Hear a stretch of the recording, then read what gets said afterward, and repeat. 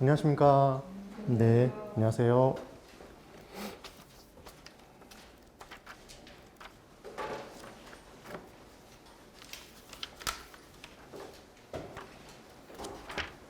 우리가 259페이지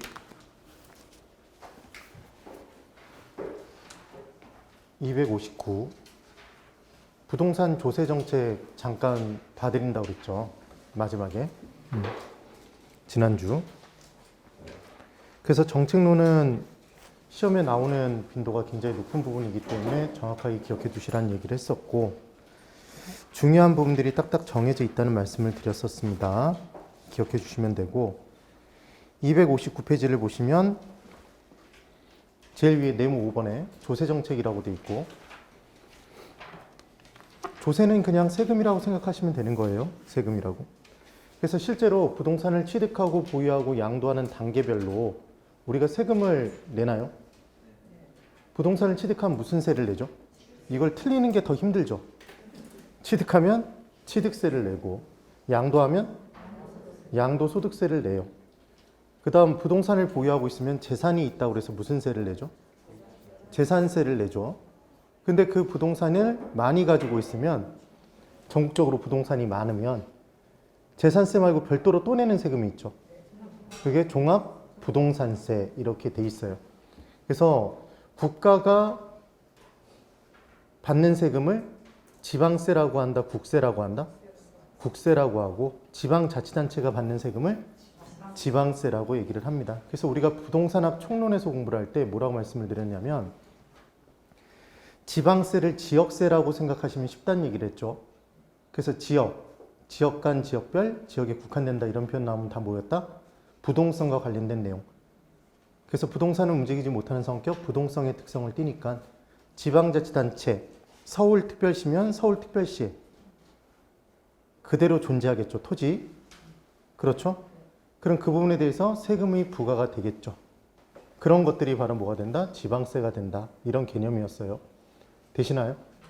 그 다음 취득하면 우리는 부동산을 취득해서 그 부동산을 점유함에 따라서 소유권을 인정받나요? 아니면 등기함에 따라? 등기함에 따라. 근데 등기소에 가서 등기를 하려고 하면 뭘 내고 오라고 얘기를 해요. 그래서 영수증을 첨부해야 돼요. 그게 뭐죠? 등록세. 그래서 취득하면 등기 등록을 하는데 그때 내는 세금이 뭐다? 등록세니까. 등록세도 취득 당시에 내는 거다, 보유 기간 중에 내는 거다, 양도 시에 낸다? 취득. 그래서 거기서는 한 가지만 좀 기억해 주시면 되는데, 재산세가 있죠, 여러분. 재산세가 있습니다. 그 다음 종합부동산세가 있어요.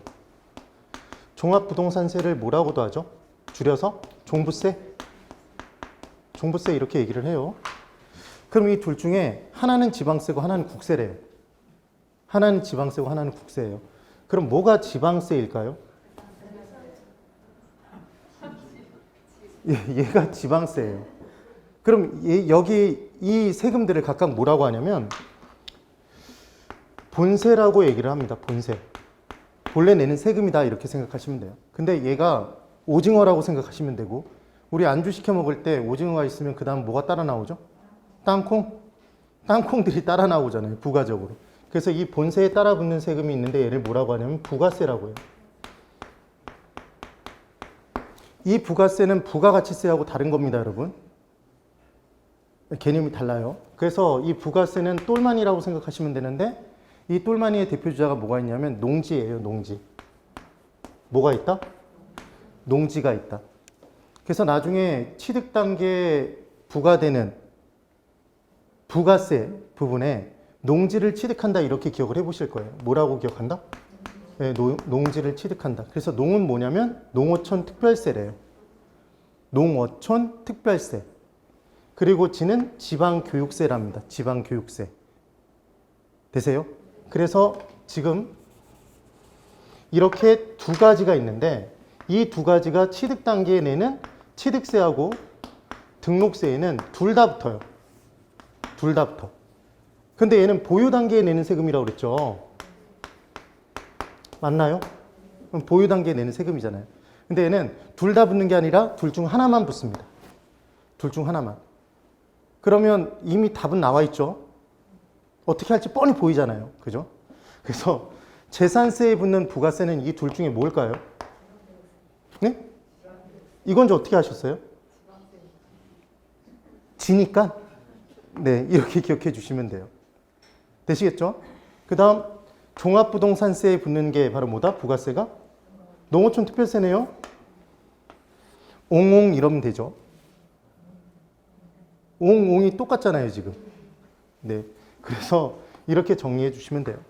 근데 우리 부동산 학개론에서 시험이 나올 때는 어느 정도의 세법 문제가 나오냐면 부동산 조세 정책 부분에 취득, 보유, 양도 단계별로 어떤 세금이 부과가 되는지 그게 국세인지 지방세인지를 구분하는 문제가 나와요. 되실까요? 그럼 잠깐만 여기 보세요. 맞춰보세요. 취득 단계에 내는 세금이 뭐라고 그랬죠? 취득세와 등록세라고 그랬죠. 취득세, 등록세에는 똘마니가 따라 붙는데 뭘 취득한다?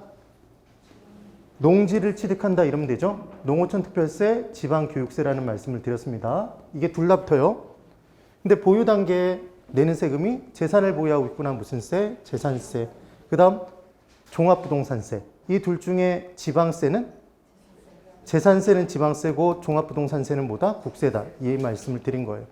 양도 단계에 내는 세금은 너무 쉽죠? 양도소득세 되셨어요? 그러면 양도소득세 부분에도 똘마니가 하나 붙으면 자 양도시에 이거는 취득보유 양도를 옆으로 적어놓고 설명드리면 더 쉽긴 한데 굳이 그래서 양도소득세 그럼 양도소득세에도 이 똘마니 중 하나가 붙는데요. 근데 양도소득세는 구분하는 기준이 이렇게 구분하셔도 굉장히 쉬워요. 사실은 취득세하고 양도소득세하고 뭐가 금액이 클까요? 세금액이. 양도소득세 금액이 훨씬 커요. 세율 자체도 높고 많이 뜯어가요. 취득세는 뭐 2%대, 3%대 뭐 이 정도씩 되는데 양도소득세는 기본적으로 많이 때리면 미등기 양도자산은 70%까지도 때리죠. 그래서 외울 때 미치겠네 그렇게 기억하면 되죠.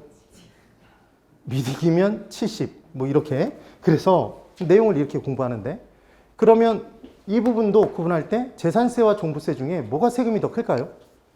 액수가 큰 게. 종부세가 훨씬 커요. 종부세가. 종부세 세금 액수가 기본적으로 더 큽니다. 그럼 국가와 지방자치단체가 있으면, 지방자치단체가 있으면 뭐가 더 크죠? 사실은 국가가 재정 수입의 근원으로 세금을 걷는 건데 그 중에 지방자치단체에게 이건 네가 가져가면서 주는 거잖아요. 그게 지방세의 개념이잖아. 그러면 국가는 금액이 큰 건 자기가 먹을까요? 줄까요? 자기가 먹겠죠. 작은 건? 지방세로 내려주겠죠. 그럼 취득세, 등록세는? 퍼센테이지가 그렇게 높지 않죠? 그러니까 이건 누가 갖는다? 지방세가 되는 거고 재산세와 종부세 중에 금액이 뭐가 더 크다? 종부세. 얘는 뭐다? 국세다, 지방세다? 국세고 얘는 지방세. 근데 안 헷갈리게 어떻게 기억하면 된다?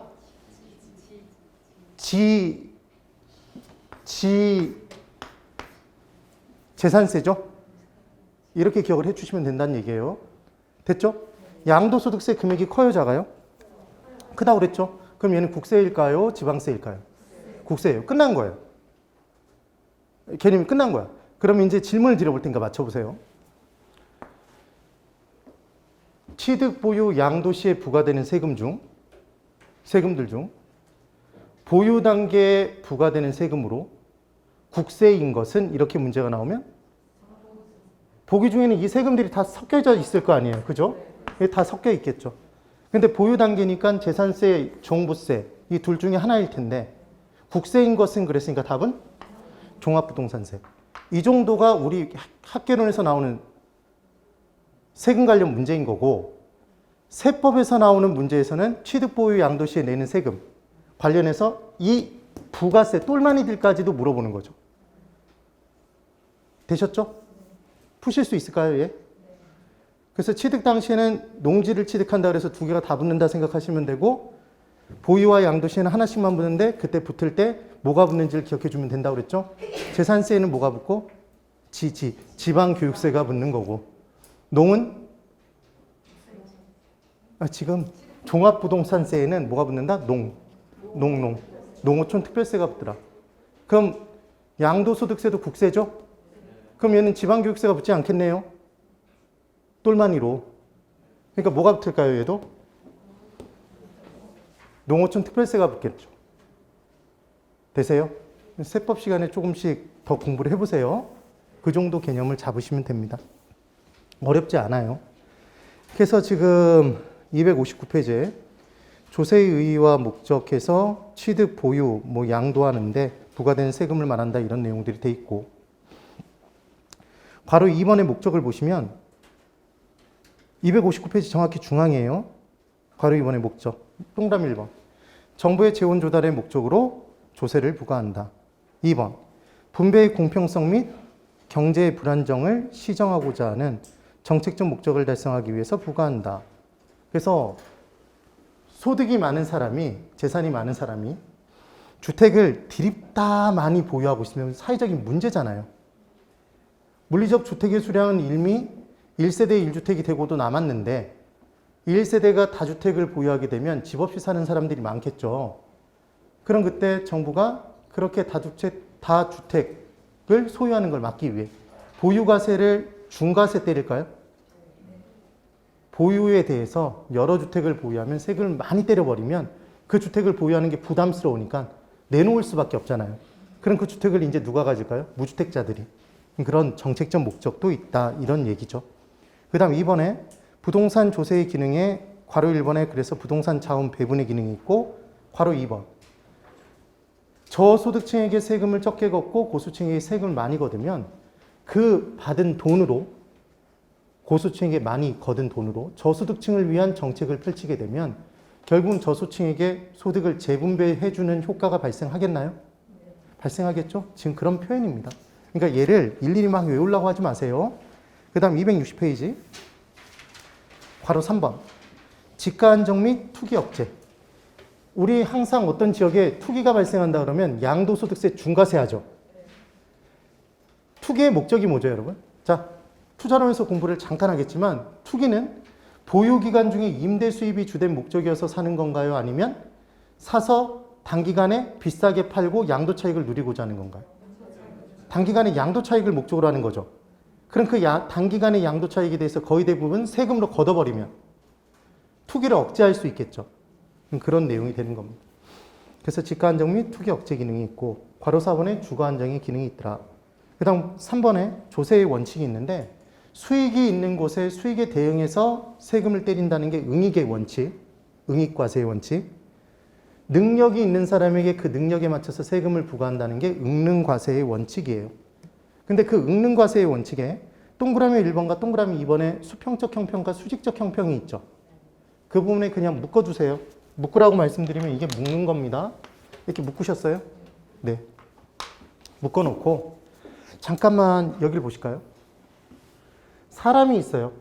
이게 사람입니다. 오목이다 그러시면 안 돼. 사람이에요. 사람이에요. 그러면 위에 있으면 능력치가 더 높은 사람, 밑에 있으면 능력치가 낮은 사람이에요. 그래서 얘는 고소득층, 얘는 저소득층이에요. 그럼 소득이 높은 사람에게 세금을 많이 걷겠죠. 소득이 적은 사람한테는 세금을 조금 걷겠죠. 맞죠? 그렇게 부과를 하는 것은 형평성을 추구하는 건가요? 그것도 형평성을 추구하는 거예요. 그래서 얘를 무슨 형평성이라고 하냐면 수직인가요? 수평인가요? 지금? 수직이죠. 그래서 초과 누진세율의 개념이 뭔지 아세요, 여러분? 세율을 적용할 때 뭐 9%부터 시작해서 36%까지 시작해서 뭐 5단계, 7단계 초과 누진세율을 적용한다 그러면 소득 구간별로 적용되는 세율이 다르잖아요. 세금을 부과하는 표준별로. 그게 초과 누진세율이죠. 되셨나요? 그럼 걔를 적용하게 되면 소득이 높은 사람은 더 높은 세율이 적용된다? 좀 더 높은 세율이 적용되겠죠. 그럼 세금을 더 많이 낼 거 아니에요. 그럼 고소득층은 소득이 많은 만큼 세금을 많이 내고 저소득층은 소득이 적은 만큼 세금을 조금 내게 하는 초과 누진세는 기본적으로 수평적 형평과 관련이 있다, 수직적 형평과 관련이 있다? 수직적 형평성과 관련이 있는 거죠. 되셨어요? 그럼 반대로 생각해 보면 고소득층, 저소득층 분명히 소득 수준이 달라요. 근데 세금을 똑같이 내게 했어요. 똑같은 금액의 세금을 내게 했어. 그럼 뭐가 깨진 거죠? 수직적 형평성이 깨진 거죠. 이해가 되시죠? 그 다음 이번에는 이렇게 옆으로 쫙 사람들이 서 있습니다. 그럼 이 사람들은 뭐가 같은 사람들이죠? 능력치가 같은 사람이에요. 그래서 능력치가 같은 사람에게 소득이 같은 사람에게 소득이 같은 만큼 똑같은 세금을 부과하는 건 수평적 형평과 관련이 있을까요? 수직적 형평일까요? 수평이겠죠. 수평. 그래서 동일한 주택가격에 대해서 동일한 재산세 등을 때리는 건 무슨 과세와 관련이 있다? 수평적 과세와 관련이 있겠네요. 되세요? 그래서 문제를 풀 때 요령이 서로 다른이라고 나오면 처음 문장을 풀 때 서로 다른이라고 나오면 뭐가 나와야 되고? 수직이 나와야 되고 서로 동일한이라고 나오면 뭐가 나와야 된다? 수평이 나오면 된다. 그것만 좀 기억을 해주시면 됩니다. 되셨죠? 그 다음 그 밑에 4번 부동산 조세의 전가와 귀착이 있어요. 우리 경제론에서 이미 공부를 한 내용들입니다. 자, 저를 보세요. 공급자는 공급 비용이 증가하면 그 공급 비용을 자기 혼자 부담하고 싶어 하나요? 떠넘기고 싶어 하나요? 떠넘기고 싶어 하죠. 그게 전가죠. 공급 비용의 전가. 그러면 임대인 입장에서는 재산세가 중과세가 되면 재산세는 임대하는 데 들어가는 비용이죠. 그럼 공급 비용이 증가되는 효과가 발생했으니까 공급 비용이 증가됐으니까 그 공급 비용을 자기 혼자 부담하고 싶어 하나요? 만만한 누구에게 떠넘기고 싶어 한다? 만만한 임차인에게 떠넘기고 싶어 해요? 뭐의 상승으로? 가격의 상승, 임대료의 상승으로 떠넘기고 싶어 하는 거죠.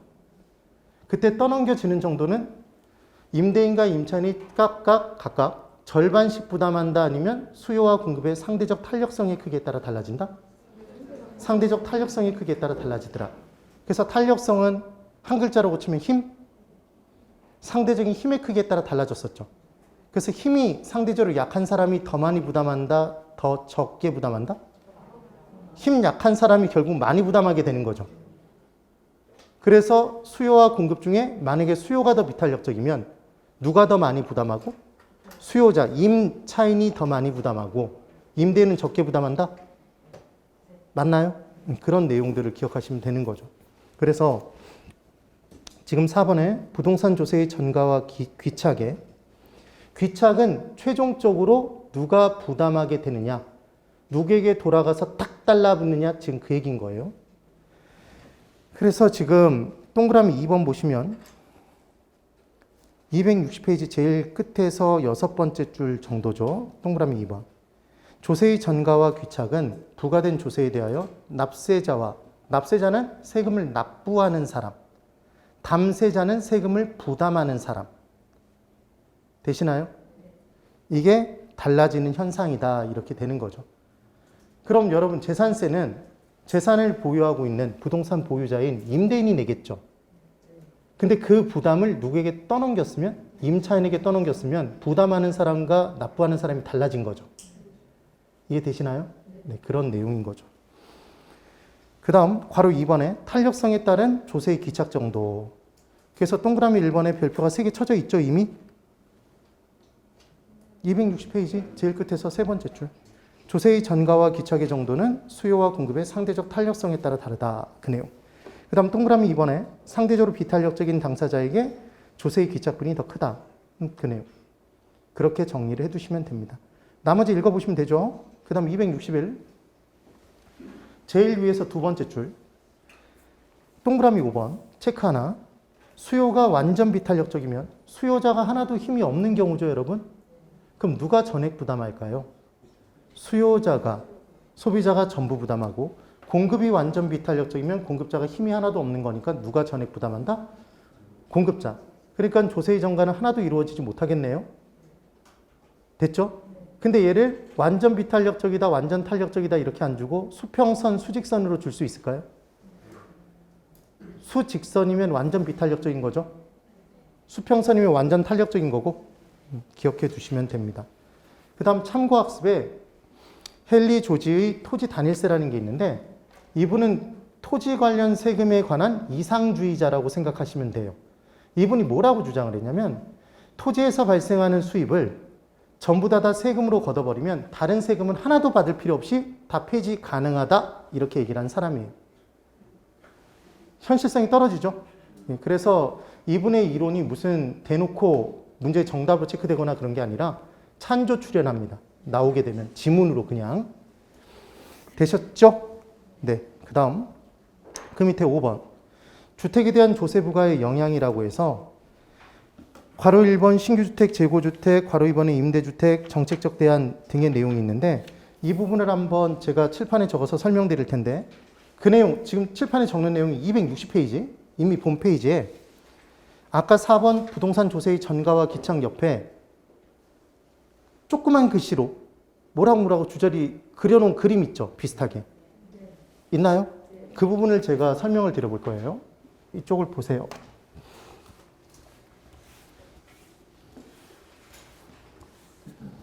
이것도 그냥 쉽죠? 뭘 취득한다고 그랬죠? 농지를 취득한다. 농어촌 특별세, 지방교육세. 그래서 취득 당시에는 두 개가 둘 다 붙더라. 똘마니로. 근데 보유와 양도 시에는 하나만 붙더라. 하나씩만. 그래서 재산이 있다, 재산세.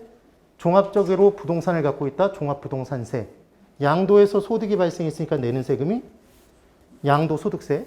그 세 가지 중에 딱 하나만 똘마니의 종류가 달랐죠? 재산세만 뭐였다? 지방교육세. 그것만 기억하시면 되죠. 나머지 둘은 뭐였다? 농어촌 특별세. 맞죠? 지금 분위기가 세법 분위기다? 예, 그렇습니다. 그래서 이제 내용을 한번 보면 이렇게 정리를 한번 해볼까요?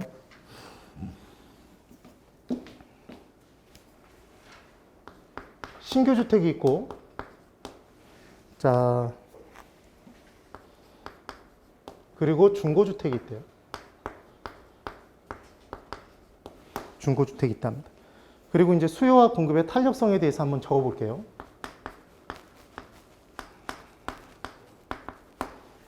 기억이 나나 보세요. 돈이 많은 사람은 힘이 센 사람인가요? 약한 사람인가요?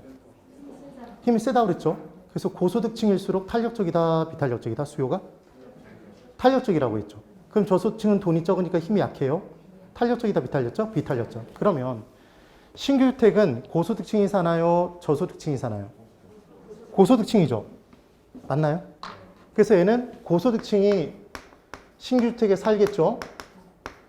그럼 고소득층의 수요는 탄력적, 비탄력적? 탄력적이죠. 탄력적이에요. 중고주택은 누가 살죠? 저소득층? 저소득층이 들어가 살 거예요. 저소득층은 힘이 세다, 약하다? 약하니까 얘는 탄력적, 수요가 비탄력적? 수요가 비탄력적이다. 그러면 이제 공급의 경우에 생각해 볼게요. 가격이 올라가면 신규주택 가격이 올라가면 신규주택 공급량을 바로 늘릴 수 있나요? 신규주택은 일정 기간 동안 새롭게 지어서 공급하는 거죠. 유량 공급이었잖아요. 그럼 공급이 탄력적이에요? 비탄력적이에요? 얘는 공급이 비탄력적이네요. 그런데 중고주택의 경우에는 가격이 올라가면 팔기 그냥 내놓으면 되죠. 이미 쌓여져 있으니까. 저량 공급으로. 그러니까 얘는 탄력적이죠. 이것만 이해를 하시면 돼요. 자, 이제 볼까요? 똑같은 정도로 신규주택과 중고주택에 똑같은 정도의 재산세가 부과가 됐어요. 그럼 원래 세금을 누가 내야 되죠? 공급자가 내야 되죠. 그렇죠? 그런데 신규주택의 경우에는 수요와 공급 중에 뭐가 더 탄력적이죠? 수요가 더 탄력적이죠. 그러니까 수요자인 고소득층에게 얼마 못 떠넘기죠. 맞나요? 조세 정가가 적게 나타날 거 아니에요. 그러면 얘는 세금을 조금만 부담하는 거고, 중고주택의 경우에는 재산세가 똑같은 정도로 딱 부과가 되면 수요와 공급 중에 누가 더 힘이 센가요? 공급자가 힘이 세죠. 그럼 힘이 약한 수요자에게 많이 떠넘긴다? 그럼 저소득층일수록 세금 부담이 더 커지는 거죠. 맞나요? 맞죠? 그러면 얘는 지금 어떤 일이 발생했냐면 누진세가 기본적으로 고소층은 세금을 많이 내고 저소층은 세금을 적게 내는 거잖아요. 그게 수직적 과세, 수직적 형평성이었죠. 근데 지금은 오히려 저소층은 세금을 더 많이 부담하게 되고 고소층은 세금을 더 적게 부담하게 됐네요. 이런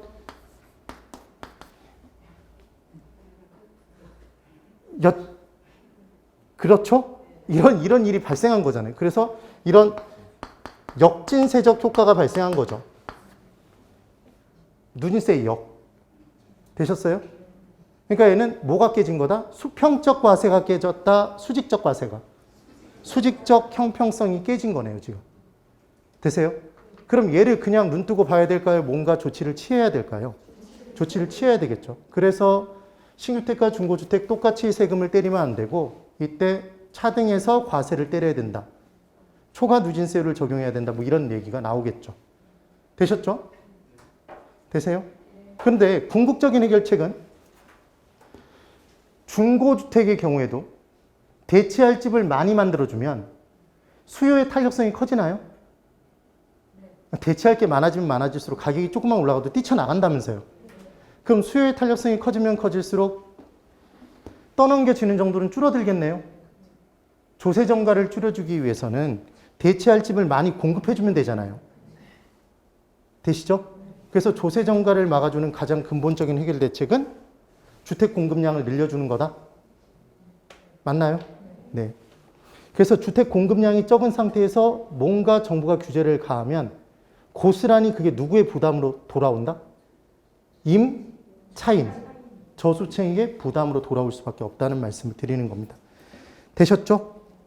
그래서 지금 261페이지 정확히 중앙에 보시면 동그라미 2번에 261페이지입니다.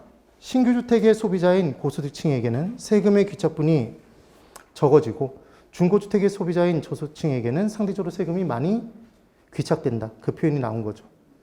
됐죠?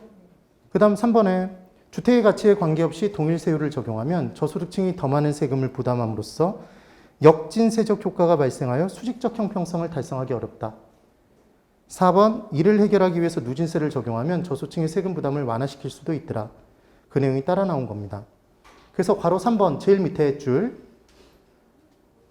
261페이지 제일 끝에서 네 번째 줄 동그라미 1번 역진세적 효과를 차단하기 위해 주택의 가치에 따른 차등과세 저소득층의 세부담 완화시킬 수 있고 동그라미 2번에 별도로 체크 하나 수요의 탄력성을 높이기 위하여 주택의 공급량을 확충하면 이 말이 대체할 집을 많이 만들어주면 수요의 탄력성이 커진 만큼 상대적인 수요자의 힘이 세졌으니까 조세 정가를 줄여줄 수 있다. 그래서 소비자의 부담을 완화시켜 줄 수 있다. 지금 그 표현입니다. 되셨죠? 네. 그 다음 262페이지 6번 조세정책의 방향이라고 해서 나와 있는데 이 부분에서는 한 가지만 좀 기억해 볼까요, 여러분? 정부가 당연한 얘기를 한번 해볼 거예요. 양도소득세를 중과세했습니다. 그러면 양도인은 그대로 양도를 할까요? 내놨던 매물을 걷어들여버릴까요? 걷어들여버리겠죠. 그럼 공급이 줄겠죠? 팔아봤자 세금으로 다 뜯기니까. 그럼 공급이 줄면 거래가 증가할까요? 감소할까요? 감소하겠죠.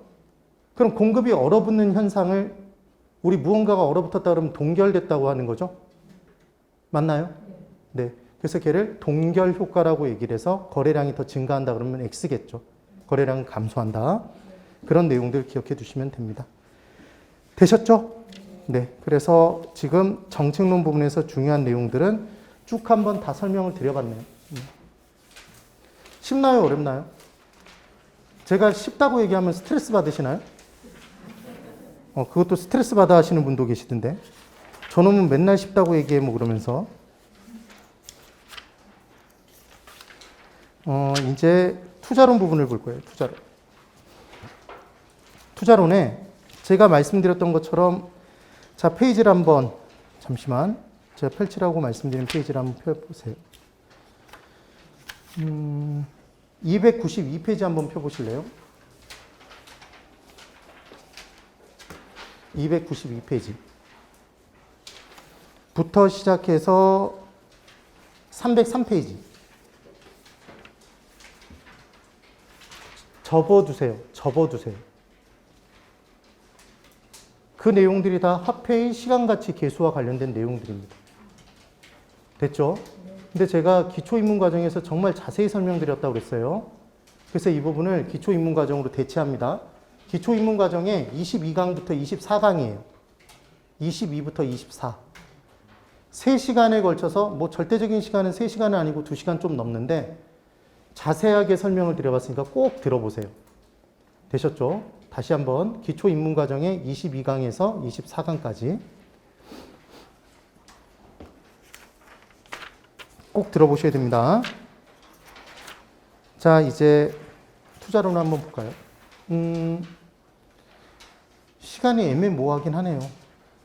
우리 좀 엽기적으로 시작한 지 얼마 안 됐지만 한 40분 정도가 이미 또 지나긴 했네요. 1교시를 40분만 하고 10분 쉬고 투자론을 좀 연결해서 보고자 합니다. 되셨죠? 근데 한 40분만 하고 쉬니까 정말 아무것도 안 한 것 같죠, 느낌이. 네, 10분 쉬고 꼭 돌아오세요. 네, 10분 쉽니다.